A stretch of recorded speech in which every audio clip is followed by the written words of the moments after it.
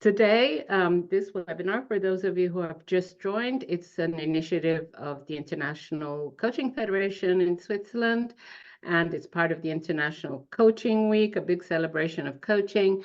And we are addressing these sessions specifically to people who are involved in international organizations or NGOs, but we also have some guests who come from other horizons.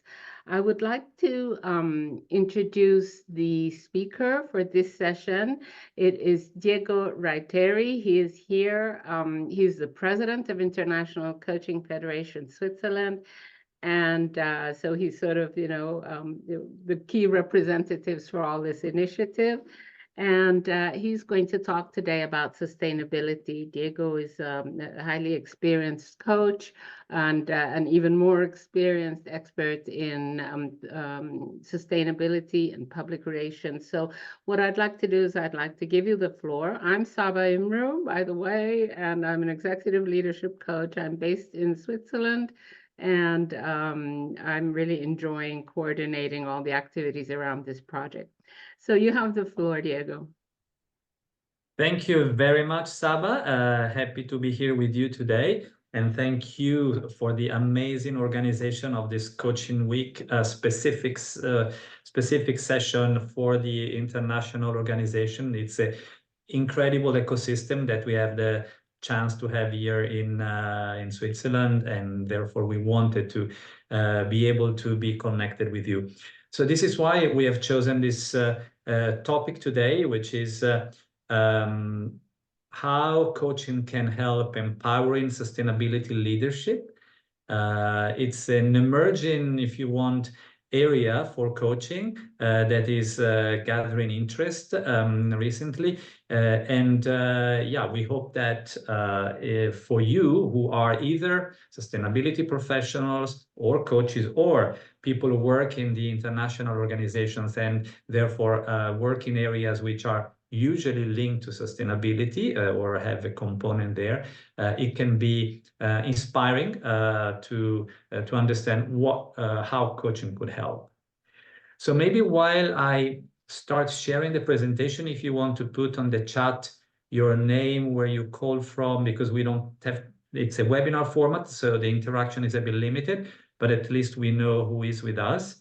Your name, where you call from, and also what is the interest, why you are here today, why this title attracted your attention.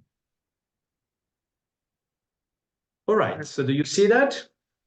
Maybe we decided it was interesting to start with the definition of sustainability, because although this is a kind of buzzword, there's a term that everybody is familiar with, having a common definition sometimes is good as a start. So I took really the definition that was launched in the UN Brundtland Commission in '87. So we talk about almost 40 years ago. So it seems like something new, but it has been there for a long time. And the definition at the time was sustainability is about meeting the needs of the present without compromising the ability of future generations to meet their own needs. It is still valid, but of course, over time it has evolved. The scope of sustainability has evolved. So there are also different new nuances of that, but let's say the core is the same, and what is really important is that many people relate sustainability to the environment most of the time, whilst there are three very important components. Of course, the environment, because the resources of our planet are not infinite, so we have to make sure that future generation will live in a planet where they will be able to live in a good situation, but also with enough resources. The social aspect, which is about equality, which is about diversity, which is about equal opportunities for everybody, which is about education, which is about human rights, right to health, etc. And then there is the economic aspect, because of course sustainability is also about prosperity, how we can continue to prosper as a society. And what is the most recent term is the regenerative economy. But anyway, the three areas and the balance between the social, economic, and environment areas are the three extremely important.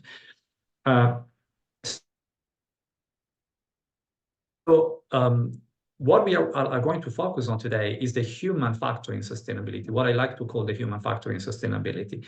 Because obviously all this huge current polycrisis, the climate crisis, sustainability crisis, biodiversity crisis, the resource crisis, and all the complex societal issues linked to those can be addressed only by collaboration and cooperation, and only by implementing a real systemic change, and also an individual and behavioral change. So the systemic change is about innovation, new technologies, new policies, new politics.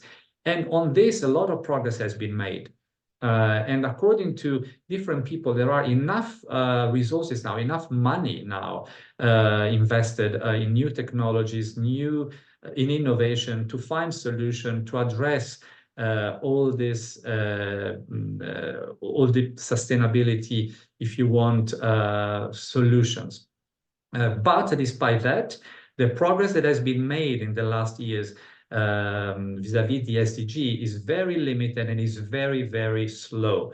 More or less only 40% of the SDGs, on only 40% we can see a progress. On 17%, it's the situation in more than 40% is even worse than where it was before. So we are really, really slow. And for based on different analysis, one of the main reasons of this is the fact that in order to all this huge systemic and individual change to happen, what is really important is the human factor, is the inner development, is the inner change of mindset, values, beliefs, worldviews, paradigms, and associated internal competencies that has to evolve.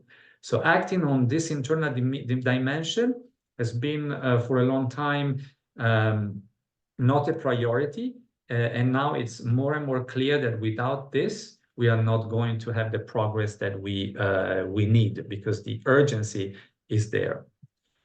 So if we take just the environmental aspect, for example, we all know that the situation doesn't look good. We know that every year the Earth Overshoot Day is earlier and earlier. Last year it was the 2nd of August. The Earth Overshoot Day is the day when all the resources used by us exceed the resources that the Earth is able to regenerate in 1 year. So in 8 months now, we use enough, all the resources that the Earth is able to regenerate in 1 year. And this is definitely not sustainable. But what is the reason behind? Is the system in which we live that we have created, which is based on an idea of pursuing infinite growth, overconsumption, extractivism of resources, profit at all cost, and which is not taking into consideration the well-being and the capacity of nature.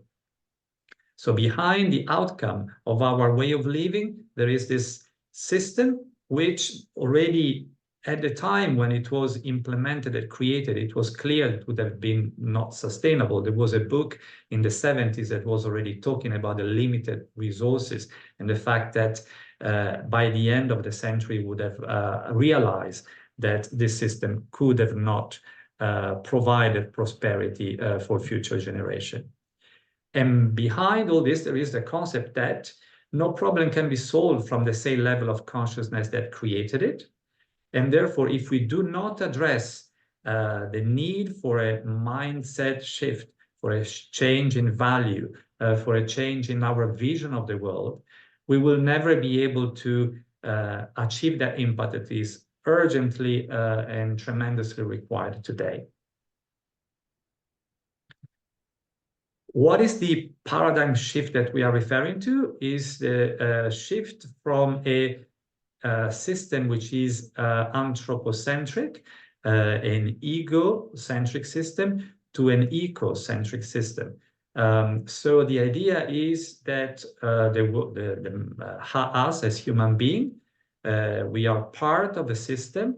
We are not just there to utilize all the resources to our own consumption, but that we are part of a planet where all these resources have to be nurtured, have to be regenerated, and that we are part of a system, and every act that we, every action has an impact that is going to have consequences on nature, on the system, on resources. So for our own benefit and for the benefit of the planet, we have to change our way of living.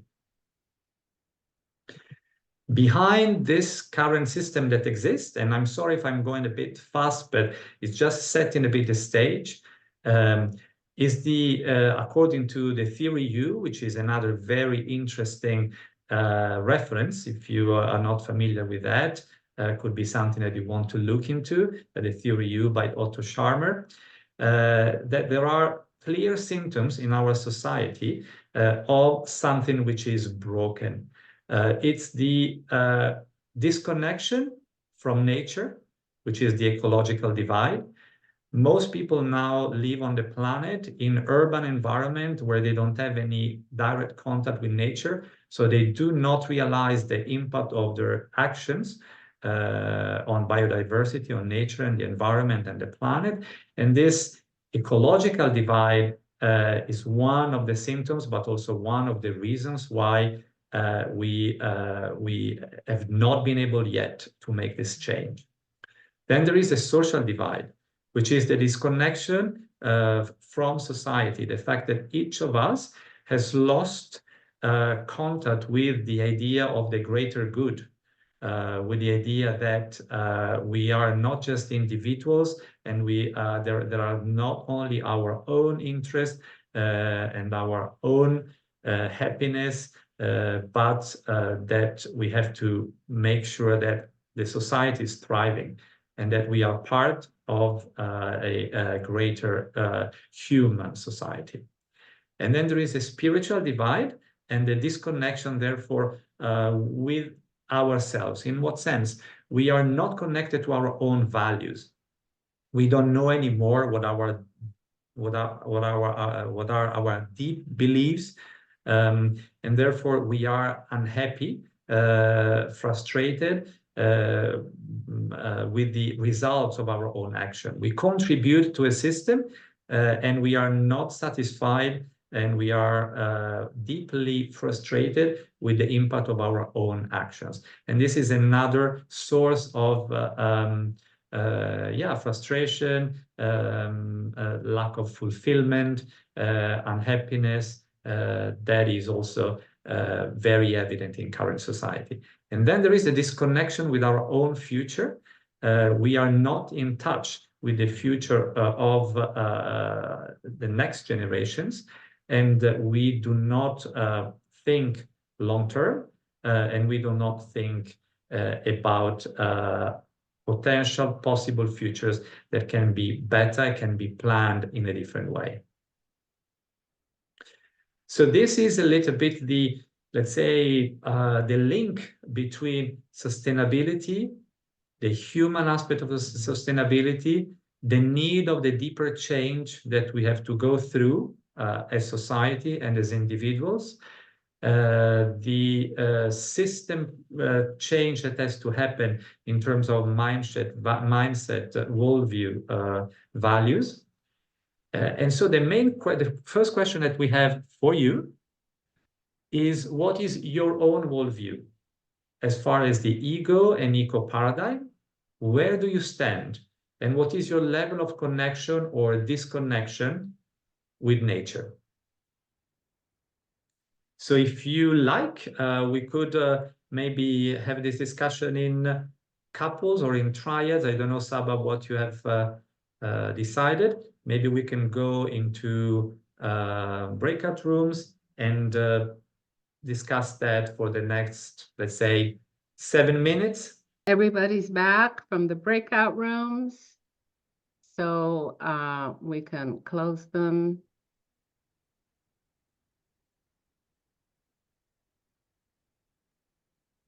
And what I'd like you to do now is to share your conversation, you know, what you talked about in this. It was quite a long, 7, 8 minutes that you were out there.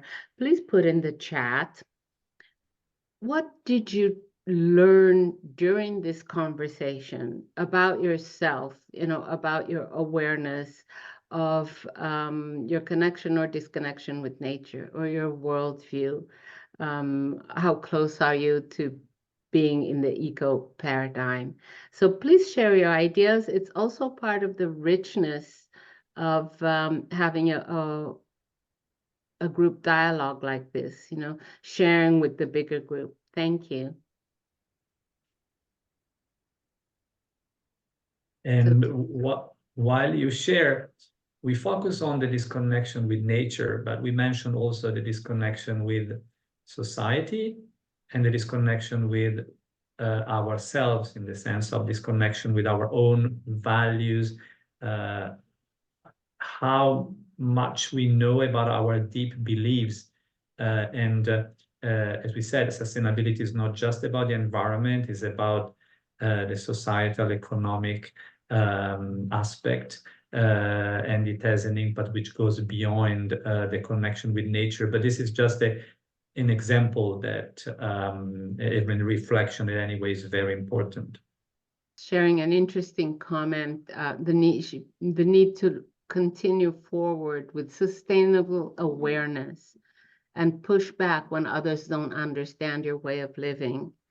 Very true, very important. Pushing back, having that presence of pushing back and educating others when the opportunities arise. So that's what you learned from your group. Fantastic.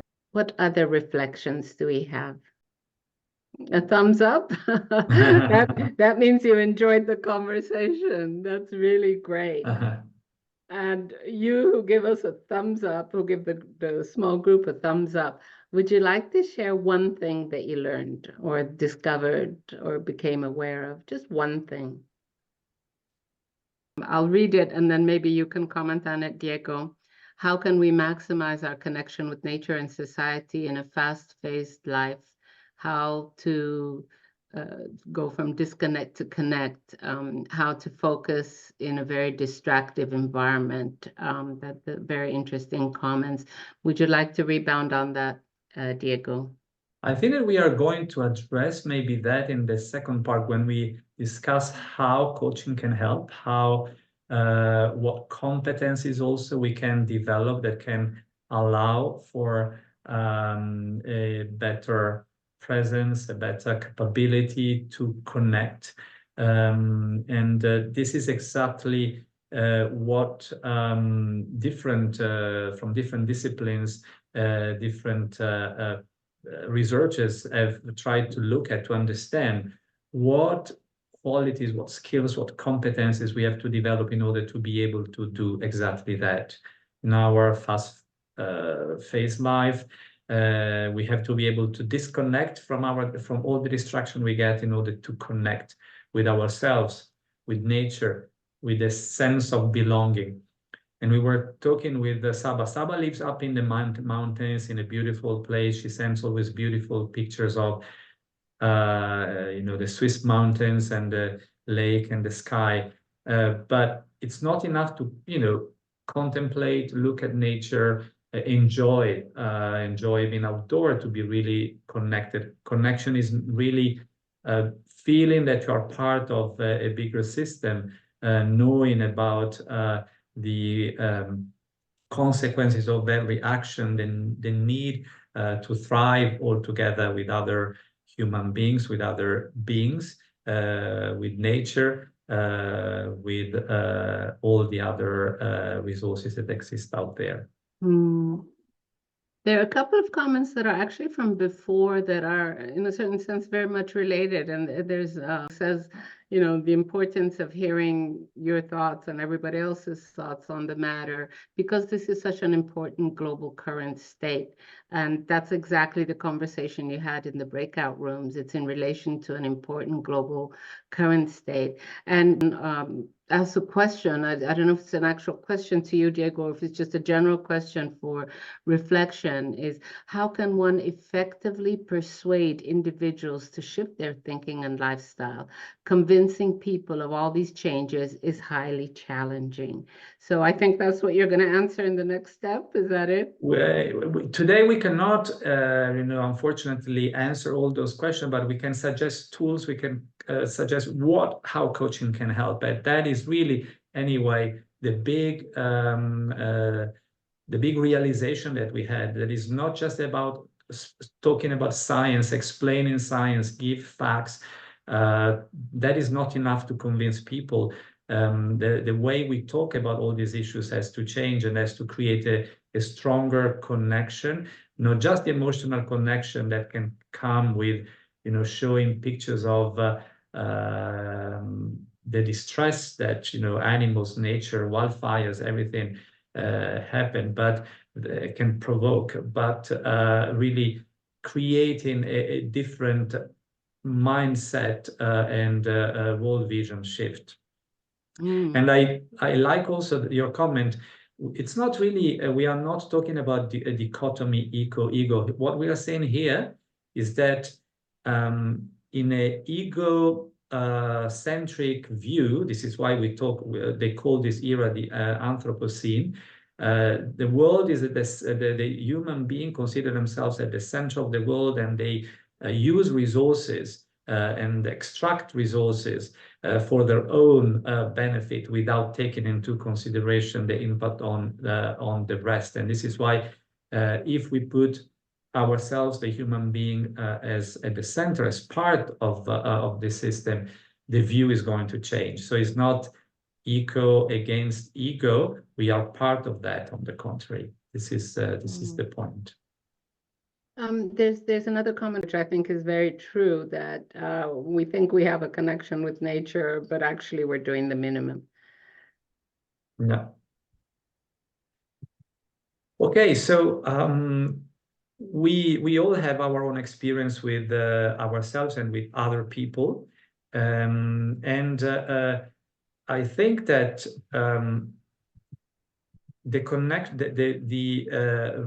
result of our initial reflection can be that what is required now is a huge change management process on a global scale, in the sense that we have created a problem which is a human problem. We have to find a human solution, but that can happen only if there is first a deeper change of mindset, values, relationship, priorities, decision-making process. This is what we try to talk about more and more now, and in general when we talk about sustainability. So the question is, what are those qualities, skills, competencies that are required in order to have a purposeful, sustainable, productive lives as individuals and as a society? And how can we become a change agent, and how leaders can become change agents by developing those skills and qualities? So there are different examples, different frameworks, different studies that have been developed, but they all are converging towards the same conclusion. And so I would mention, as a good framework, can be a good reference, the inner development goals, a framework which has been developed based on interviews with around 1,000 people, specifically working on sustainability, and asking them what they think that these qualities and skills are. And the IDG became a movement, an initiative that is continuing to contribute to further develop this framework. There is a new survey which is running right now, in order to get input from more people, a broader base, but also a broader geography, so that this doesn't represent only the Western view, but the view of the entire world. And they have been developed really taking into consideration how can we reach the SDGs, what kind of inner development goals we have to develop. So you have 5 categories around which they develop these competencies, and there are in total 23 competencies. And it's interesting, if we think about other leadership models, the area of being is never really the foundation. If we think about leadership models for managers, for example, the being part is not so strongly there as it is here. It's the number one, is really the relationship to yourself, your self-awareness, how the connection with those values we were talking about before, so that we can act and we can live in a way which is authentic and integral to our own values. That allows us to have that presence, that connection that is required. And the presence is something that we hear more and more in coaching, in leadership. It's not just the executive presence, but it's the capacity to be there, connected and grounded. Then there is a second pillar, which is the thinking, the cognitive skills. And again, it's not just about the rational mind, but it's about a worldview, which is a systemic worldview. So thinking and making sense of complexity and with perspective, with critical thinking, but taking into consideration all the relationship between the elements of the system that we are trying to understand. And also this long-term orientation and visioning that can allow us to connect also with possible futures. Then there is the element of relating, so caring for others, caring for the world.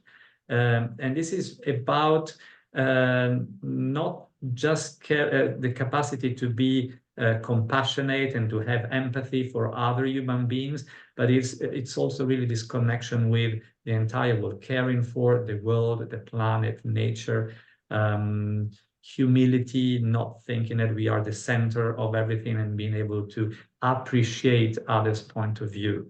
Then there is the fourth pillar, which is the collaborating social skills. So how can we be able to take into consideration others' point of view and collaborate also with the stakeholders which have different needs? How can we be inclusive? How we can develop intercultural competencies in order to understand the others and take their point of view into consideration, creating trust with others and being able, therefore, to mobilize others towards a common goal, collaborating from different points of view, but towards a common objective.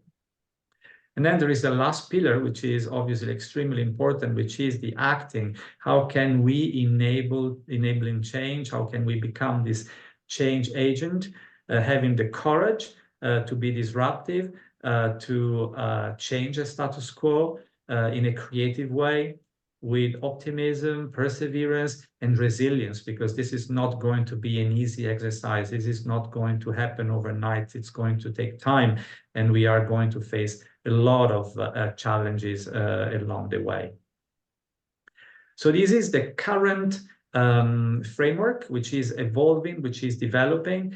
And again, today we can give just a hint of what it is. But the invitation is, if you're interested to discover more, there are a lot of resources made available by the IDG movement. Somebody was asking, in fact, if these graphs come from a book, or maybe you could give a reference at the end. Yeah, you can look online, Inner Development Goals. You will find all the resources available. They are, everybody can contribute, that you can use them. They are made to be to be distributed, to be used in your own activities if you want to be used as a reference for everybody.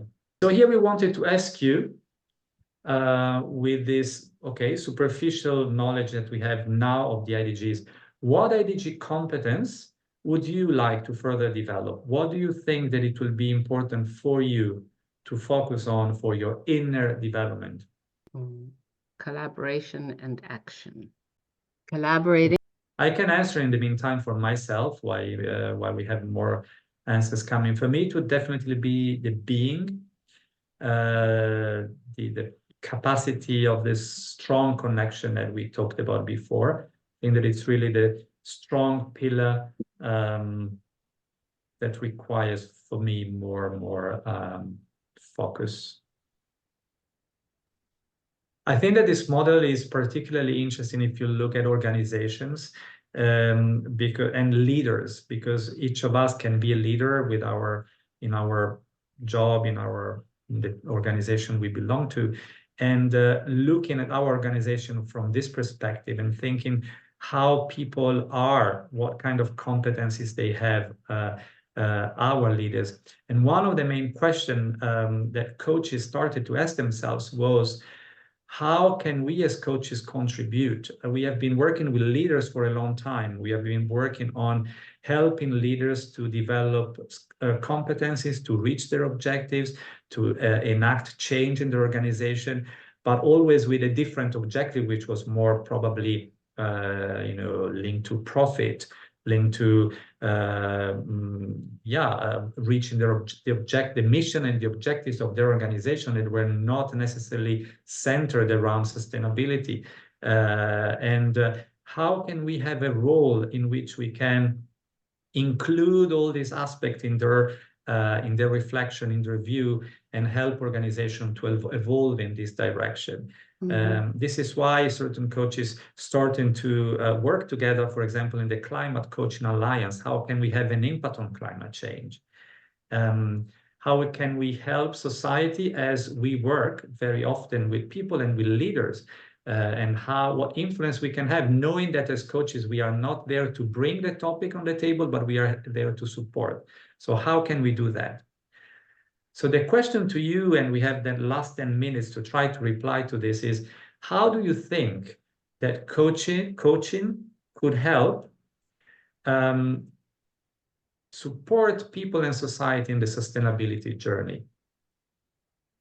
We have some answers that we are going to share with you later, but what is your view? I don't know if you know about coaching, so maybe Saba, you want to explain in 1 minute what coaching is? 1 minute, yes. I think we have some coaches online, but for those who aren't, what we intend as coaching, as professional coaches, is not teaching, which is the common definition of coaching. You might have a vocal coach, or if you want to sing, you have a tennis coach. You might have a coach that onboards you in your new job to teach you how to use the new payroll.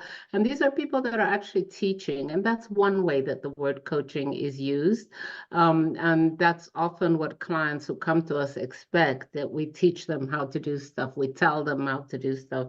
But professional coaching does exactly the opposite. What professional coaches do is to help you inquire and improve the quality of your thinking about any issue that you're concerned about a decision that you want to make, about a new perspective that you want to acquire. And it answers the need that we have in the workplace to not only get facts, which a teacher will give us, an instructor will give us, but also to make decisions and to have better quality thinking. We have a million questions in our mind every day at work, and a coach can help us clarify those. So how do you think that coaching can help in this process? What do you think that are the main areas in which coaches could support? Right. So we had that it ignites the being. So how true. And then the others are ignited like dominoes. It's very true. Coaching does address the being, and it does address those things that we talked about before, more deeper relation, developing all the other competencies. So you want to take the next one, Diego? Yeah, support self-awareness, listening skills, and communication skills. Absolutely. Listening skills is really what coaching is about. So in the relating and collaborating, there is a lot of that, being able to listen to the others deeply and in a compassionate way. And self-awareness is the area of being, yes, and communication skills, how we can communicate to others in order to collaborate. So definitely these are some areas, and we are going to give also some more specific example. Creating awareness, the learning process, and going to action. Yes, the acting area is also where coaching can help, how to transform your ideas, or when you are stuck and you want to take action, how you can move into action, how you can develop the courage, the vision, the perseverance, as we said before. So the acting part, and the creating awareness, which is not awareness about science, that the scientists will do that, and we have a lot of facts, but it's about that connection that allows you to understand the issue in a much deeper way, because this is what has been happening so far. We have been seeing a lot of images that also tried to connect us at an emotional level, but didn't necessarily create that capability to react. Maybe they created negative emotions. So what is the best way to transform that awareness at a deeper level, at an emotional level, into capability to act? Other people who are not coaches, what is their perception? What is their view? What did they know about coaching before, and how could they see this relation? Because as I started to focus on, trying to marry my work as a coach with my purpose, which is really have an impact on sustainability, climate, etc. It wasn't so easy to create this link and to have people understanding what is this, how can coaching help? This is why I'm asking you, because it's interesting to know what, if you don't know about coaching, what would you think? What is your vision? So I just highlighted some areas where I think that coaching can help. One area is change. We talked about the fact that we need to have a big transformational change, a big human global change in our behavior and in our system. So enabling this individual and systemic change in terms of mindset, world vision, shift, this is where coaching play a very important role, because coaching is about opening up to new possibilities, is looking at the world and looking at the future in a different way. And then addressing the doubts that very often paralyze us, because the main question when the issue is so complex is a self-doubt, can I do it? And a systemic doubt, will we do it? Will we be able to do it? So supporting this and convincing us that yes, we can do it. Yes, I can do it. Every little action is going to have an impact and is going to help. Then recreating that connection with nature, others, and self, with self-reflection, with self-awareness. There is now a big movement around coaching in nature. How by reconnecting, by being out there and observing nature and the system in a different world, and really deeply connecting with that, we can learn so much, and we can also regenerate ourselves. And then there is the idea of imagining possible futures. Very often coaching is also about visioning, about considering that the future is not determined by the past, but we can proactively think about the future in a different way, and the way we imagine the future is going to have an impact on how we live in the present. Then there is the big area of emotions. I've heard a lot about eco-anxiety. So how can we transform eco-anxiety into eco-agency, especially for younger generation? They have fear anger, resentment, grief. They feel that they have no power. So how we can deal with those deep emotions and transform them into positive emotions and action. Then there is the big area of working with organizations and redefining the organization's mission, values, and strategy, aligning the values and action of individuals with those of the organization they work with, support sustainability professionals in finding a common ground with their stakeholders, which have a completely different view and a completely different perception. Support sustainability professionals in mobilizing other functions, other colleagues. They feel isolated very often in their own organization. So how they can be able to listen in a different way, communicate in a different way, mobilize others. And there are a lot of tools that can help in all these three big areas. And there is the last one that we referred to before, leadership. How we can help develop new competencies, helping people becoming a change agent, and enact change with courage, determination, perseverance, resilience, being able to disrupt, innovate, and reconstruct. So for those of you who are coaches, we know that this is what we do very often in different areas, not linked to sustainability, but creating this link, if there is an interest in the client to explore that, can help a lot. And how we can also making people know that there is a possibility to work on all these areas with a coach. This is also something that we know probably we have to contribute with more awareness. Thank you very much, Diego. This is fascinating. And I think it's very helpful for all of us to have to reflect upon these deeper aspects. Were there maybe a couple of more slides you wanted to show? Maybe just one slide, this one, if you want. With the Climate Coaching Alliance, I am a member of the Climate Coaching Alliance and here in Switzerland, and one of the founding members. We have prepared a survey just to try to understand that. What is the vision that coaches have, that sustainability professionals have, and that managers have in their organization? So if you can reply to this survey, if you just use the QR code, you will help us understanding better what we can do and how we can collaborate and work together on this. Thank you. Excellent. I've just taken a picture of it and I'm in the website. I'll answer after we finished here.